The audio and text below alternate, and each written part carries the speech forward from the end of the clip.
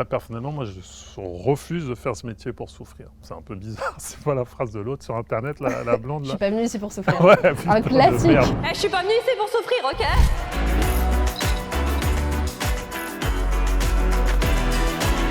Tu peux piocher une petite question de la communauté Allociné. Je pioche n'importe quoi. N'importe laquelle. Allez. Est-ce que tu prépares des nouvelles choses avec Orelsan? C'est vrai que t'es allé sur sa tournée chanter. Ouais, je suis là. Ouais. Il est venu sur ton spectacle. Je crois Ouais. que c'est une longue amitié quand même avec Ouais, Orelsan. on s'apprécie, on se côtoie. Mais là, il est en tournée, Orelsan. Tu aurais envie de faire un petit happening de nouveau? Non, parce que là, Arseno, elle est assez impressionnante en fait. Donc je pense qu'il n'y a plus la place pour que je vienne faire des conneries. Donc non, mais par contre, non, bien sûr, j'aimerais bien, mais il faut le sujet. Parce que c'est toujours ce qu'on se dit en fait quand on parle. C'est qu'il y a plein d'envies, mais il faut des sujets qui tiennent dans la longueur. C'est-à-dire, c'est pas le sujet qui nous fait rire un soir et le lendemain, tu dis n'importe quoi. Oui, mais maintenant qu'il fait du cinéma, pour le coup, ça pourrait être des projets qui ne sont pas juste un happening et un concert. Non, bien sûr, mais il faut quelque chose de solide. T'as raison. T'appelles un mec comme Thomas et puis il vient et remet tout en place. Exactement, ça devient une lance. Je me demandais si t'allais venir habillé en tenue années 80, au moins un petit quelque chose. Bah forcément, je sais pas si tu connais le méthode dressing. Des années 80. Alors, méthode dressing, c'est vraiment, tu sais, quand les acteurs restent dans la peau de leur personnage sur les tapis rouges et s'habillent un peu comme leur personnage dans les films. Timothée Chalamet l'a fait pour Marty Suprême. Du coup, je me suis dit, est-ce qu'il va nous sortir un petit quelque chose des années 80? La réponse est non. Non, peut-être, hein, j'en sais, parce que la mode étant cyclique, et puis des fois, il suffit d'un truc pour être à la mode de l'époque, mais je me souvenais pas de ce que tu m'as dit, là, Timothée Chalamet. Tu l'as pas vu en costard orange pour rappeler les balles de ping-pong de Marty Suprême récemment? Non, après, c'est les Américains, eux, tout est savamment, voilà, quoi. Nous, On est d'accord. Tu vois, on est des Français, ils n'ont même pas pensé. Ouais, c'est ça. Non, ils ont Donc pas il n'y aura pas de coupe mulet pour la promo de Police Flash 80. Il n'y a pas le budget coupe mulet. Non, Ah, c'est dommage. foutu. C'est foutu. Et justement, quels sont les objets des années 80 que tu aimerais ressusciter? Je sais pas, le Walkman, le Minitel, est-ce qu'il y en a un en particulier? Bah, le Walkman, je trouve ça génial.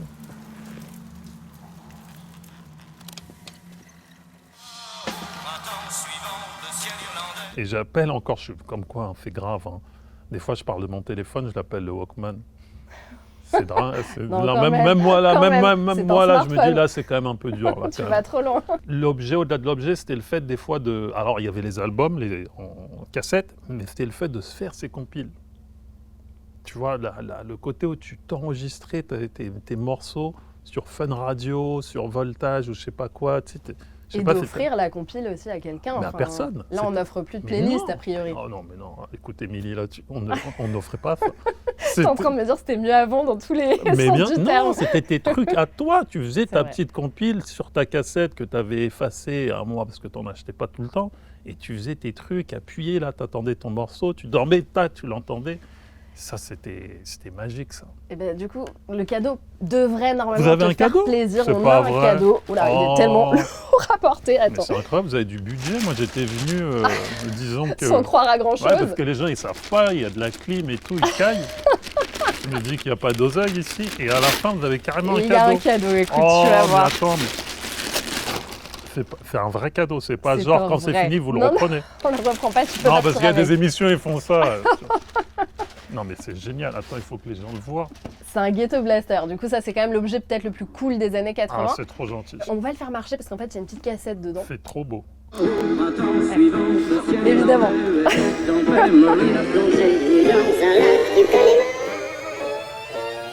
Pause. Il y a une scène dans le film qui est exceptionnelle avec cette Ouais. chanson, donc on s'est un peu vengé. Ouais. Pourquoi cette chanson? Tu parlais de Parce- Sardou tout à l'heure. Oui, parce que cette chanson, c'est une hymne nationale de la France. Ça fait partie du patrimoine. T'as déjà fait des fêtes de village? J'ai déjà fait des fêtes de village, j'ai jamais entendu la Quoi Connemara à une fête de Bon, village. t'étais dans des Non, villages. c'est plus un truc d'école de commerce maintenant, j'ai l'impression. Ah ouais? Putain, Ouais. mais même ça, ils nous le volent. Écoute, on a Ouais, quand même prévu ouais. une deuxième cassette au S'il te cas plaît. où, mais S'il qui te n'a- mais voilà, Parce que qui n'est à pas un de moment Michel donné, Sardou. je vais bien jouer le jeu, mais il faut pas. Oh là là, The Big Payback. Alors ça, c'est un C'est Notorious crossover. Big. Notorious Big, James Brown. 352. Who the hell is this? C'est incroyable. Voilà. Ah, c'est un très beau cadeau.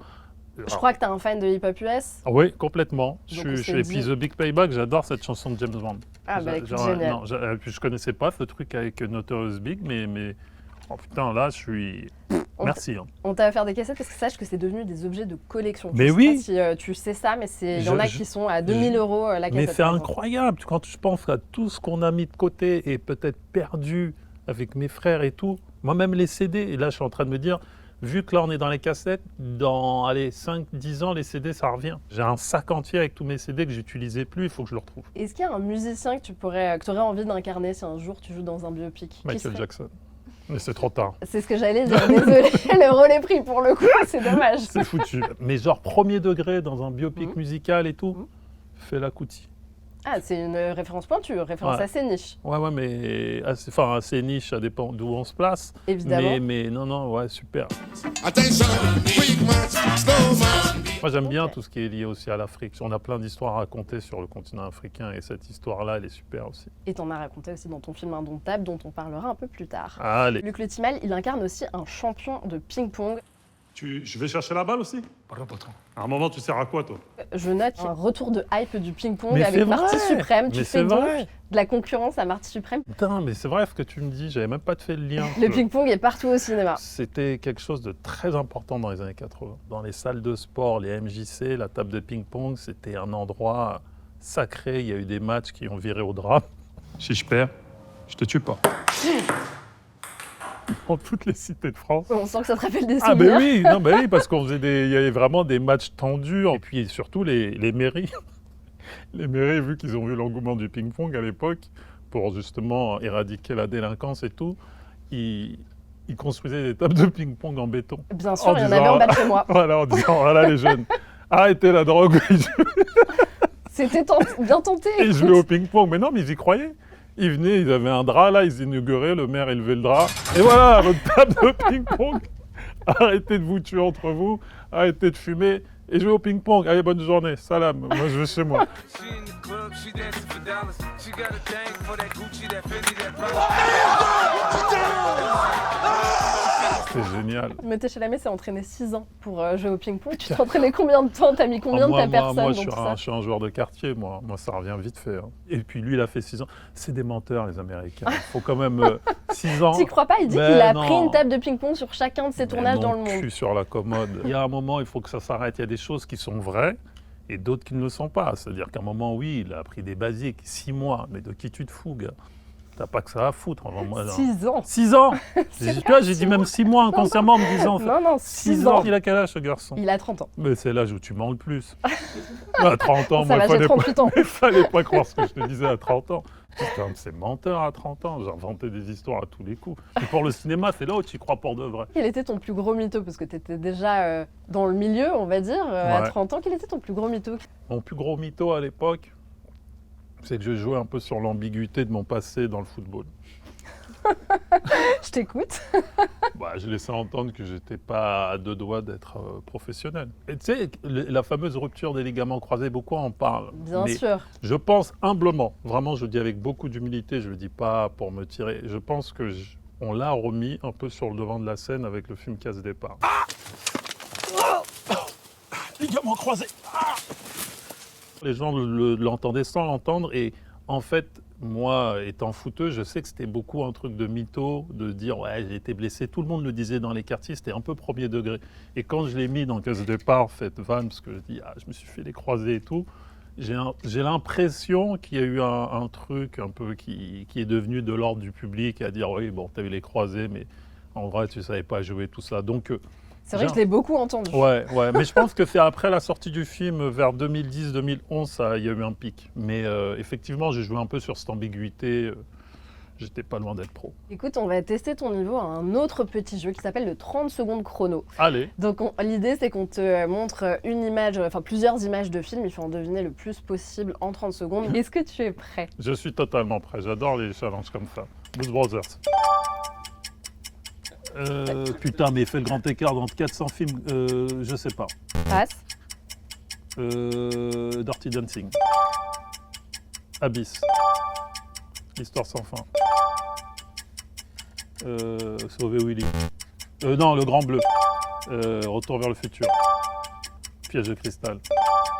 Ah boum. Merde. Je passe, j'ai oublié le titre là.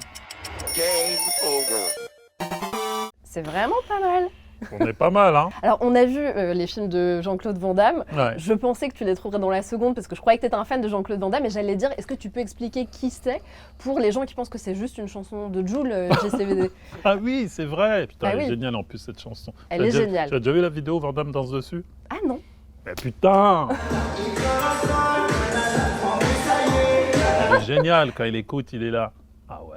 Je le découvre jeune en primaire, je sais plus à quel âge exactement. Et il y a une cassette VHS à la maison où il y a marqué Bloodsport. Là, je vois ça. Je dis bon, et c'est le début des cassettes, donc je mets la VHS, je sais pas fait quoi. Et là, je vois donc Bloodsport devant. Et donc, c'est génial parce que je le découvre sans que personne m'ait dit quoi que ce soit. Et là, je vois ce mec qui fait du karaté ou je sais pas trop quoi, qui fait un tournoi genre interdit, qui est génial en fait. Et j'ai l'impression que Dieu m'envoie un message. Ah non, mais c'est clair. Je pousse la table de la salle à manger, je pousse tout. Et je te jure, pendant 1 heure, je fais du karaté. Je fais du karaté seul chez moi. Dans le salon, tout seul. Des espèces de coups. Et depuis, je suis tout ce que fait Van Damme. J'ai même menti pour voir Double Impact, où il y a 2 Van Damme. Tellement j'aime le film. Je suis avec un autre groupe de potes, et on va au cinéma, et je joue le jeu, ouais, on va voir quoi. Ils disent, ouais, je sais pas, il y a un tel. Je dis, tiens, il y a Double Impact. Alors que j'avais vu. Ils disent, ouais, tu penses? Ouais, peut-être, on va voir. Et j'étais trop content. J'ai été le voir 2 fois. Donc j'ai vu 4 Van Damme. Quel est ton niveau en grand écart de Nul, 0 à Van nul, Damme? nul. Ah, Mais tu sais que je voulais dommage. faire un film avec lui il y a 20 ans. Je voulais faire un film avec lui. Et qu'est-ce qui s'est passé? J'ai un rendez-vous avec un producteur. Et je lui dis, moi, écoute, il me propose un film. Je dis, si c'est pas Van Damme, je le fais pas. Il me dit quoi? Je dis, mais si, Jean-Claude Van Damme, il est super. Et voilà. Et il prend le rendez-vous avec Van Damme. Et Van Damme ne vient pas. Il était à Paris. Et le lendemain, on voit dans Pure People. Il n'est pas venu au rendez-vous, il était à une soirée, il est comme ça. Il a les yeux défoncés, il est là. J'ai dit, ouais, c'est peut-être mieux de ne pas tourner avec lui en ce moment. Il n'a pas l'air à sa meilleure période, le Jean-Claude. Pas en mais, forme. ouais, mais on l'adore. Moi, c'est un mec très gentil, généreux, qui a une histoire, un parcours incroyable aussi, quand même. Clairement. Ouais, On ouais, est ouais. d'accord. Ton plus gros fou rire sur un tournage? Même si la comédie est une affaire très sérieuse. Mes plus gros fou rires sur un tournage, c'est les ratés. C'est le problème. C'est pas... Il y a un raté mémorable dont tu étais à l'origine. Oh, il y a il y a une chute d'un chef-op sur un tournage qui m'a beaucoup fait rire. C'est horrible parce qu'il a vraiment chuté de haut. Donc là, quand il tombe, tout le monde fait... Il s'éclate la gueule, mais vraiment au point où on se dit, bon là, fin de game, l'assurance, tout. Et là, il se relève, il fait, ah, bon, on va arrêter les conneries. On va arrêter les conneries. En fait, nous a tous soulagés parce qu'on s'est dit, il est mort peut-être. Et là, il a enlevé tout son matos, il a dit c'est bon. Enfin bon, bref, c'était tourné dans des conditions très dures. D'ailleurs, je l'embrasse, Guillaume, il s'appelle. Et c'était vraiment un fou rire jusqu'à aujourd'hui. Parce que je le dis encore, on va arrêter les conneries. Quand ça va beaucoup. On va arrêter les conneries. Je te propose une nouvelle question de popcorn. Allez. Le ou la réalisatrice avec qui tu rêverais de tourner? C'est peut-être aux États-Unis, mais c'est pas un rêve. Ouais, si, c'est des rêves. Avec des allez. acteurs, sinon? Oui, il y en a plein. C'est un cliché, mais des mecs comme De Niro, Denzel Washington. Oui, qui restent des monuments absolus. Bah en oui, fait, c'est juste en fait pour être en contact, tu vois. En plus, ils ont un petit côté blasé qui me plaît. Oui, c'est vrai. Ils ont un petit côté, on a fait le tour de la boucle. Me faites pas chier, en fait. Non, mais tu vois très bien que tous les réalisateurs il qui faut pas taffent avec l'armer. eux, il y a un côté, les jeunes, oui, Denzel, j'aimerais que... Et lui, il les regarde en disant vraiment, Ouais. non, fais ce que tu vois, fais ce que tu sais faire. Et j'aime bien, en fait, ce côté-là. Parce qu'ils assument vraiment où ils en sont dans la vie à l'écran. Et je trouve ça génial de toujours avancer avec ce qu'on est vraiment. J'ai une vidéo à te montrer. On parlait d'acteurs hollywoodiens notamment. Je sais pas si tu as vu C'est vrai que passer vous allez cette m'offrir vidéo. un iPad. J'ai dit, non, mais c'est comme Quand même. Alors, gros budget, mais calmons-nous. C'est que cette émission, c'est du blanchiment d'argent. Vous êtes carrément en train de m'offrir un iPad. J'aimerais bien la prochaine fois. Ah, j'ai entendu parler de ce truc. Mm. C'est Brad Pitt et Tom Cruise qui se battent en intelligence artificielle, donc. Ouais, c'est de l'IA. Ouais. Ok. Qu'est-ce que tu te dis en voyant ça? Parce que quand même, j'imagine que tous les acteurs et actrices à un moment se questionnent sur l'évolution de l'IA. Tu vois, Matthew McConaughey, par exemple, a fait breveter son image pour pas que l'IA, les sociétés d'IA puissent s'en servir sans son accord. Je comprends. Enfin, à l'échelle américaine, c'est très inquiétant, je dirais. Et tu penses qu'en France, on est... Si, on y arrive aussi quand même. Mais parce que c'est vrai que quand tu vois ça, tu te dis, bon, bah ok.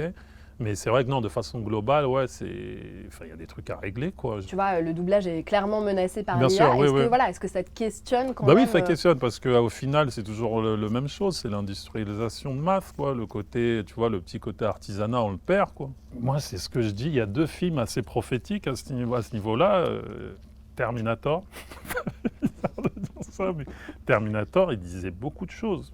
Et puis, il y en a un autre aussi, mais ça, c'était plus pour le Covid, qui était Demolition Man.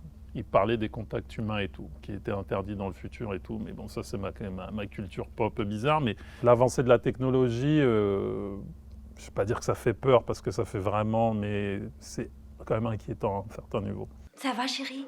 Je viens de te le dire, je vais bien. Comment s'appelle le chien? Max, qu'est-ce qui lui arrive à Wolfie? Wolfie va bien, chérie, Wolfie va très bien. J'ai pas encore le réflexe ChatGPT, contrairement à mes enfants, qui justement en parlent. Forcément. Ouais, comme un pote, quoi. J'ai demandé à ChatGPT, enfin, c'est leur pote chat. Ouais, de limite s'en servir comme un psy pour certains, ça va loin. Ouais, franchement, on va être dépassé. Enfin, on l'est déjà, même. Je pense qu'en fait, c'est juste. Les signaux sont pas encore là pour nous alerter, mais c'est en mode comme la couche d'ozone. On dit que ça crame, en fait, mais tant que tu vois pas concrètement que ça crame, les mecs, ils disent, bon, voilà, mais ça part en couille, quand même. Il faut quand même dire la vérité, oui. Et en 2025, on t'a aussi vu dans Empathie, Ouais. une série phénomène, franchement, qui est une des meilleures séries de l'année. J'aime bien les gens qui assument le silence. Bah ferme ta gueule d'abord. Où en est la saison 2 Elle va te tourner. Tu vas repartir au Québec. C'est Au Canada, à Montréal. le sujet de la santé mentale, voilà, c'est une des séries qui en parle. C'est quand même assez rare pour être dit. Toi, est-ce qu'à un moment, tu t'es senti perdre pied ou au moins, est-ce que tu t'es senti fragile dans ce milieu, qui est un milieu quand même assez compétitif, pas forcément facile? Est-ce que ça a résonné chez toi, ce sujet-là? Oui, enfin, la santé mentale, elle résonne constamment chez nous, je pense. Et c'est bien de les mettre en lumière aujourd'hui. Et maintenant, oui, mon rapport à ce métier, moi, en fait, comme je te l'ai dit, je suis un peu un desperado, mais c'est pour mon bien-être. C'est pour ça que j'ai compris que d'être centré sur soi, dans le sens familial, entourage proche, c'est une façon pour moi de me protéger, de me préserver de tout un tas de choses. Et ça me nourrit, moi, dans mon métier d'acteur, de réalisateur, ce que tu veux, mais c'est avant tout ma vie d'homme, en fait. Oui, et tu as déclaré, on ne peut pas être un bon comédien si on ne fait pas preuve d'empathie. Ça m'a fait penser à la victoire de Karim Leclou au César l'an dernier, qui a dédié son César aux gentils. Ouais. Comment on cultive un peu ces valeurs-là, qui peuvent être des valeurs un peu rares, un peu trop rares quand même? C'est vrai que ce métier, malheureusement, des fois, on est tellement centré sur nous qu'on peut tendance à croire que c'est une normalité alors que ça ne l'est pas. Et voilà, chacun doit trouver son juste milieu, parce que c'est pas non plus le but, c'est pas de critiquer le métier et dire que ce métier rend fou et tout. C'est chacun, il trouve son compte, mais c'est vrai que si on se laisse border par tout un tas de choses, on peut se perdre et là on perd en humanité, ouais. On imagine qu'il y a une différence entre les plateaux français et les plateaux canadiens. Justement, on parlait de gentillesse. Les Français, on est connus pour râler. Quelles sont les différences que toi, tu as constatées sur les plateaux? Ils sont très speed, très carrés. Parce que moi, je me rappelle que je m'étais cogné la tête sur un de vos trucs, là. Une lumière ou je sais pas quoi. Il y a quelqu'un qui arrivait dans la minute après. Bonjour Thomas, t'as ta déclaration, là. Je dis quoi? Il m'a été cogné la tête, là, il faut déclarer, machin. Je dis, mais de quoi ça va, en fait? Je me suis juste cogné la tête, tout va bien. Et j'ai vu que là, il était, tu vois, en France, tu te cognes la tête, tout le staff tourne la tête. Je dis, il va pas nous faire chier avec l'assurance. Il va nous foutre en retard. Ouais, tant qu'il voit pas du sang couler, tout le monde, non, ça, putain, voilà. Non, ouais, c'est différent. Je vais donner des titres de films en québécois, Ouais. et tu vas me dire lesquels ils sont en français, a priori. Lesquels ils sont en français, ok. Si je te dis Folie de graduation, Je sais pas. c'était American Pie. Ah ouais. Ça va loin. Ah ouais, Ça va d'accord. loin. Ouais. Si je te dis Nigo de professeur, si tu as besoin d'un indice. Professeur Folding. Bien sûr, Ouais. évidemment. Lendemain de veille, Lendemain de veille. comédie assez récente, sensiblement. Marsupilami. Pour un restaurant. Lendemain de veille, un truc qui a rapport avec l'alcool. Ah, donc Hangover. Oui, Very Bad Trip. Very Ouais, Bad le Trip, titre ouais. français, Very Bad Ah ouais. Trip. Marie a un je ne sais quoi. Marie à tout prix. Tout à fait. Ouais. Et le dernier, Comme un taureau sauvage. Comme un taureau sauvage. Bullhead? Non. Raging Bull. Raging Bull, ok. Ouais, Exactement. Ouais. Ça aurait pu être Bullhead. Ça aurait pu être, Ouais. exactement, ça Ouais. aurait pu être Bullhead. Ok. On avait quelqu'un qui avait une question pour toi. Tu devrais Ah. le reconnaître a priori. Est-ce qu'il y a le son? Il n'y a toujours pas le son. Ah, Xavier. Oui, bonjour Thomas, ici Xavier Lacaille, j'espère que vous allez bien. J'ai adoré votre film Police Flash 80, pardon pour la moustache. J'avais une question, j'ai aussi beaucoup aimé votre film Indomptable. Quand même pas pareil, hein, on est sur un polar bien sombre alors que Police Flash 80 on est sur une bonne comédie. Vous aimez quand même le polar, je vois ce petit dénominateur commun, si je puis me permettre. J'ai adoré vos deux films, mais je me demandais comment vous faisiez pour passer de la comédie. C'est une question un peu bateau, hein, mais sincère. Comment vous faites pour passer de la comédie aussi drôle que Police Flash 81 à un polar aussi sombre qu'Indomptable? Est-ce que vous êtes bipolaire? Et si oui, avez-vous besoin d'aide? Est-ce qu'il faut que j'appelle les secours ou non? Je vous embrasse, à bientôt Thomas. Il est drôle ce con. Il est très drôle. Ça a été une bonne. Je le connaissais même pas avant le tournage. C'était une bonne rencontre, enfin pas surprise avec aucun a priori, mais non, une très bonne rencontre. Est-ce que je suis bipolaire? Je crois pas. Ça serait pas à moi de le dire. Non, mais il dit quelque chose qui est vrai, c'est que tu sors d'une année où tu as été dans un registre dans lequel on te connaissait moins, un registre dramatique. Tu as fait un grand écart pour le coup. Ouais. Comment tu arrives à jongler? C'est ça qu'il demande en fait. Comment tu arrives à jongler entre les deux? En fait, je jongle pas tant que ça, dans le sens où c'est mon évolution d'homme en fait qui prime avant mon travail de comédien. C'est-à-dire qu'en tant qu'homme, j'assume totalement d'être sombre, j'assume d'être désagréable, d'être de mauvaise humeur, d'être moi en fait. Enfin, quand j'étais peut-être plus jeune, j'avais besoin de cacher ou de garder une certaine posture dite comique. Et j'assume, en tout cas, j'irais dire à 360, en tout cas au maximum de ce que je suis, j'assume tout quoi. Donc d'arriver au drame, pour moi, c'est pas forcé. J'avais lu que tu te sentais un peu pris par un syndrome de l'imposteur qui t'empêchait de t'éloigner du registre comique. Que tu avais déclaré Syndrome de ça. l'imposteur? Je suis pas sûr. Peut-être que tu l'as lu. T'es sûr que c'est moi qui ai dit ça? Ouais, je C'est crois. pas un terme que j'utilise souvent, ça. Alors le terme n'est peut-être pas le bon, mais en tout cas que tu te sentais pas légitime. Légitime, non. Non plus, parce que... Ou c'est juste que les gens te proposaient peut-être que des rôles comiques, en fait. Oui, c'est non, peut-être ça. c'est que les gens, en Bien fait, sûr. on a quand même ce système de cases, malheureusement, dans notre pays, qui fait que, voilà, les gens te voient à un endroit et veulent pas forcément te voir à un autre. Et voilà, il fallait juste le bon moment, le bon timing. J'aime aller à l'instinct et je suis, par exemple, heureux là de faire Police Flash 80 parce qu'il n'y a rien de forcé et que je me mets pas en mode dramatique quand je fais Indomptable et je me mets pas en mode comique quand je fais Police Flash 80. Je pense que les choses, elles doivent être sincères et fluides et après, tout va bien. Et ça t'a fait quoi d'être à Cannes avec Indomptable, justement? C'est vrai que d'avoir la reconnaissance cannoise de la presse, du public, et du coup, ça fait beaucoup de bien parce que ça donne beaucoup de confiance en fait. Parce que ça partait certes de quelque chose de sincère, mais au final, ça a eu de l'écho et ça donne de la confiance pour la suite. Et ça se voit dans le film crois que tu vas défendre. C'est en tout cas le sentiment qu'on a. Il y a eu les débuts de Jamel Comedy non, mais t'as Club. complètement raison. Voilà, je me suis dit ça. Et là, avec Police Flash 80, c'est clairement ce qu'on se dit. C'est un film de bande. Fallait pas des témoins de Jéhovah, putain. Complètement. C'est un film que tu as coécrit, Ouais. dans lequel tu joues. Quels ont été les rêves pour ce film? Je pense qu'il y a plusieurs... Enfin, moi, j'ai chopé plusieurs trucs. Est-ce que toi, tu avais des rêves en particulier? Oh là là, il y en a tellement. C'est mon amour des films, de Delon. Alors, c'est un amour particulier, parce qu'ils sont inregardables aujourd'hui pour la plupart. Certains. Ils ont mal vieilli. Oui, puis ils sont politiquement... voilà, on va pas en parler, paix à son âme aujourd'hui, Alain Delon, il n'y a pas de souci. Mais c'est très compliqué, les films de Delon. Et les films de Bébel, par contre, qui sont très regardables et très cool. Et en fait, quand tu as grandi avec ça, ça te rêve quand même. Et je suis retombé dessus par hasard à un moment et je me suis dit, il faut faire un croisement. Tu parles des films d'Alain Delon, mais c'est vrai que c'est films d'Alain Delon, donc peut-être il y a Parole de flic, Flic ou voyou avec Belmondo, donc ça j'imagine que c'est des références. Mais on voit aussi dans le film un petit côté OSS. Est-ce que ça c'est quelque chose que tu revendiques ou pas du tout? C'est un hasard? Alors, non mais t'es obligé, c'est une telle référence au OSS, c'est un tel chef-d'œuvre quelque part, sans être mauvaise langue, les deux premiers quand même, plus que le dernier. Sont quand même extraordinaires. Moi, je sais que j'avais ri de façon à gorge déployée en salle. Ça fait longtemps que je n'avais pas vécu ça, vraiment sur le 2 surtout. Et ouais, effectivement, c'est un modèle que tu ne peux pas exclure. Mais maintenant, il ne faisait pas partie de l'imaginaire. Moi, j'aime le premier degré, en fait, des films que je t'ai cités, de Delon ou Bébel. Et en fait, moi, rien qu'un truc premier degré, moi, les films de Delon qui ne passent pas en télé, que j'ai vus à la demande, là, sur une plateforme, mais je pissais de rire, mais ils ne sont pas du tout comiques. Oui, C'est que le mec initialement, c'est pas le but, comique, quoi. mais Ouais. c'est ça qui m'a fait rire. Et c'est ça qui m'a inspiré. Je me suis dit, mais il est complètement timbré, quoi. Enfin, l'industrie, la production, tout. Il n'y a personne qui, à l'époque, tu vois, il arrive dans une pièce, la femme est amoureuse de lui en une seconde. La scène d'après, elle est nue. Je dis, ça alors, putain. Alors, Dingue.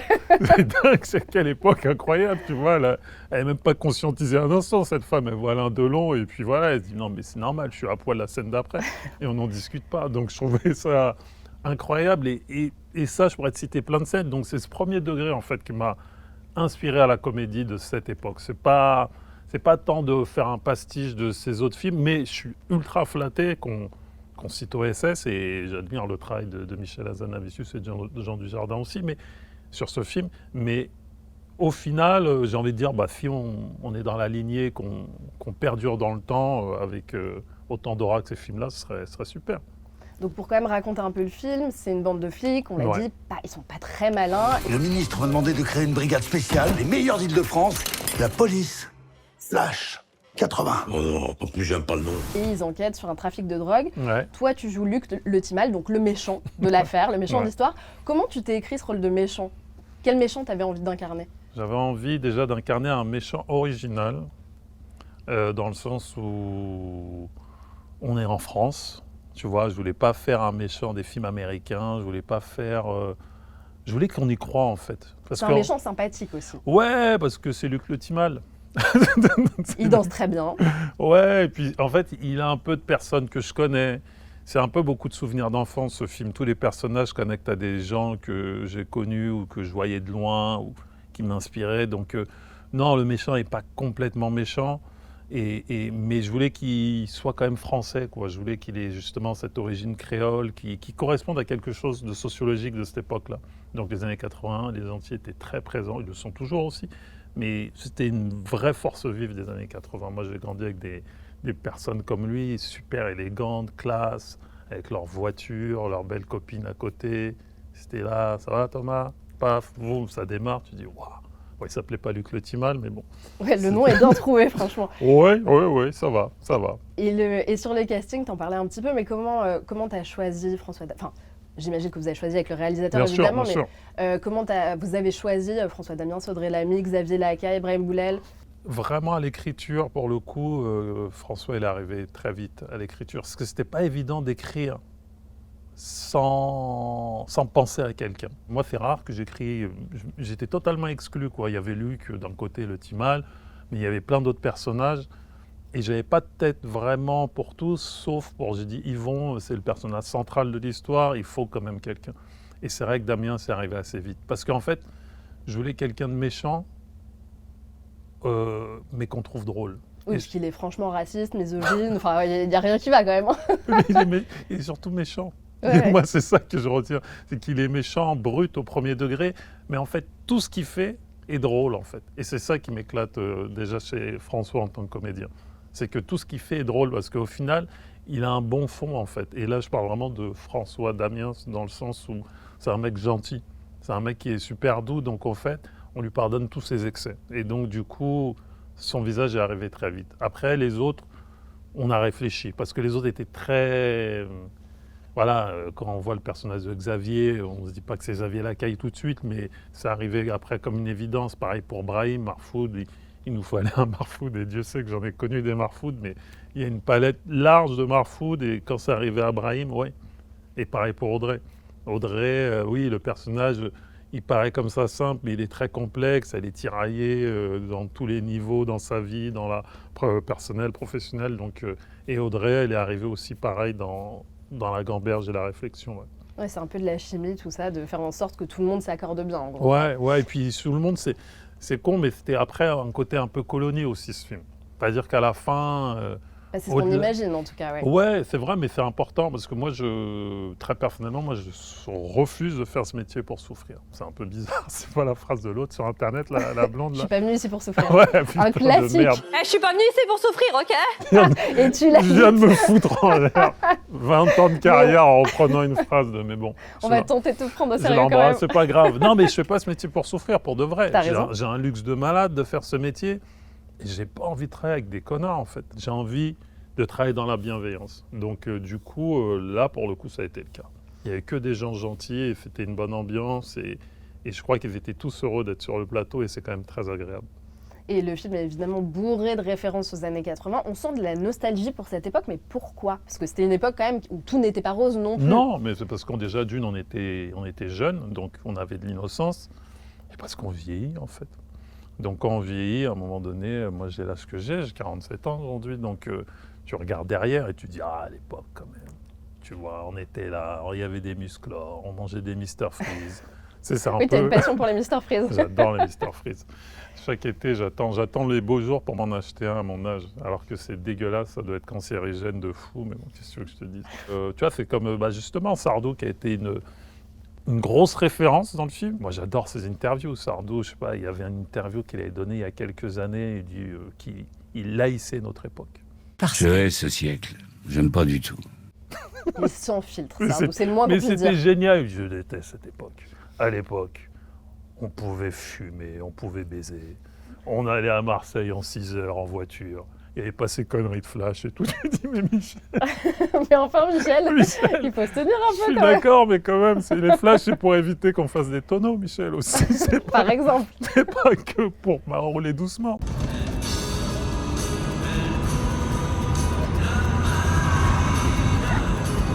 La nostalgie pour les années 80, elle est plus large que le film. Je sais pas si tu as Ouais. suivi un peu tout l'engouement pour Stranger Things. Est-ce que toi aussi, tu t'es fait happer par des choses comme ça? Est-ce que Stranger Things, t'as bingé ça parce que ça te rappelait ta jeunesse? Pas du tout. J'ai jamais regardé. Par contre, j'ai une de mes filles qui le regarde. Je saurais pas te dire pourquoi, mais on parlait encore hier là d'une scène horrible qui l'a pas fait peur. Et non, j'ai pas. Mais j'ai senti quand même que les années 80 revenaient parce qu'on devient vieux et parce que c'est nous comme disait Orelsan, les ringards de demain, c'est nous en fait. C'est nous le futur, c'est nous les ringards de demain. Donc là, on est toujours obligé de revenir à cette période en disant mais vous connaissez pas ça. À l'époque, il y avait le top 50, tu vois.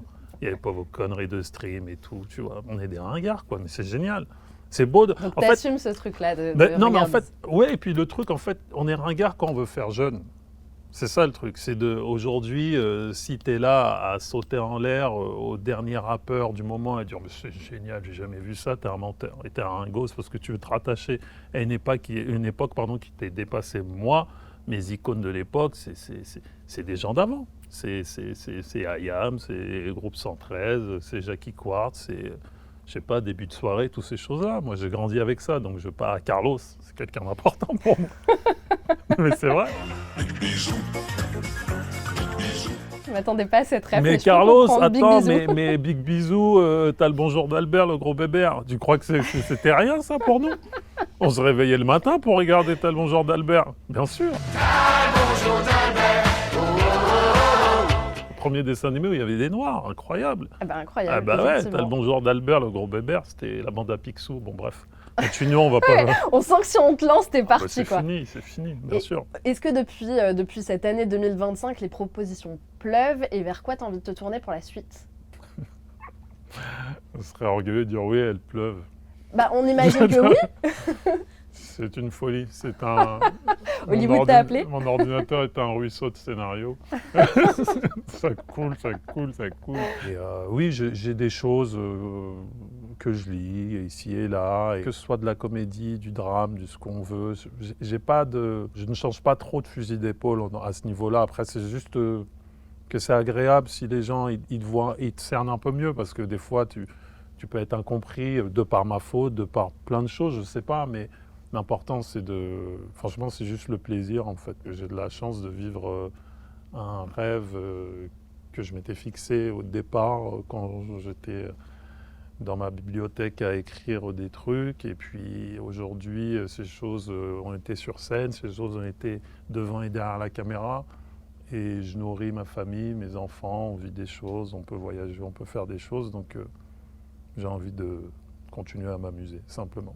Et quel échec a été le plus constructif pour toi? Parce qu'on parle des succès, mais c'est vrai que les échecs sont constructifs Les parfois. échecs, ça, c'est devenu à la mode de parler de ces figures. Exactement, c'est très à la mode, mais c'est pas inintéressant. Moi, je suis camerounais, on parle pas des faits durs. Moi, je suis d'origine camerounaise et j'ai grandi dans le 9-4, donc on parle jamais de ces défaites. Casse Départ m'a rendu très malheureux. Et pourtant, c'est mon plus gros succès. Oui, c'est Mais surprenant. l'après Casse Départ, j'étais ultra malheureux, en fait. Pourquoi? Parce que je ne sais pas ce que c'était que le succès, en fait. T'étais pas armé pour le succès. J'étais pas forcément armé, ouais. J'étais pas forcément armé, donc du coup, en fait, moi, je suis un peu sensible, donc je vois tout. Je vois tout ce qui se passe autour de moi. Et tout ce qui se passe autour de moi n'est pas très bon, n'est pas très cool, n'est pas très... Voilà. Donc du coup, tu es un peu triste, en fait. Et bizarrement, quand tu as un échec, tu entouré que des gens qui t'aiment. Et quand tu as un succès, tu es des fois entouré des gens qui s'en battent les couilles de toi, mais qui sont là pour des intérêts XY, comme partout dans la vie. On voit des choses, mais on compose. C'est pas facile, tu vois. Toi, dans ton boulot, il y a des fois où tu dis, je peux pas me la saquer celle-là. Tu te le dis, c'est pas grave, Émilie, c'est pas un problème. Mais t'es obligé. Peut-être que tu le dis en moi parfois. Oui, je mais dis t'es pas. obligé d'avancer. Non, Tu vois t'as ce que je raison, veux dire? évidemment. Tu vas pas lui casser un classeur dans la tête en disant on ne peut pas travailler ensemble. Donc tu composes, donc on compose dans la vie. Et le média du cinéma, ça centralise tellement de choses, de fantasmes, ça fait saillir des fois le pire de l'humain.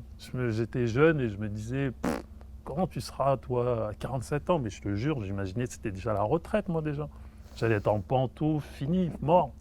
T'en es loin a priori. Bah ouais, là je me coiffe le matin, je me brosse les dents.